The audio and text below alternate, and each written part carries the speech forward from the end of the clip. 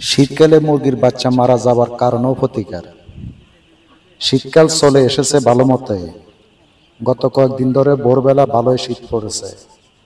আমাদের খামারগুলোতে দেখা যায় সকালবেলার খাবার পানি দেওয়ার একটু পরেই বাচ্চা মারা যায়। আসুন জেনে নেওয়া যাক শীতকালে মুরগির বাচ্চা মারা যাবার কারণ ও প্রতিকার সম্পর্কে। রাতের বেলায় প্রয়োজনীয় তুলনায় পানি কম দেয়া। খামারি বাইরা রাতের কম পানি দেয়, ফলে পানি শেষ হয়ে যায় এবং বাচ্চা প্রচুর তৃষ্ণার্ত থাকে, ফলে পানি দেওয়ার সাথে সাথে বাচ্চা অনেক বেশি তাড়াহুড়া করে পানি খায় এবং চাপা পড়ে মারা যায়। খামারগুলোতে দেখা যায় রাতের খাবার থাকে কিন্তু পানি থাকে না।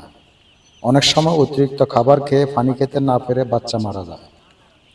সকালবেলায় অনেকে ব্রুডার বন্ধ করে দেন, ফলে ঠান্ডায় বাচ্চা মারা যায়।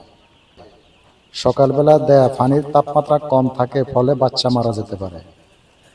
ব্রুডিংয়ের সঠিক তাপমাত্রা না দেওয়ার কারণে হয়।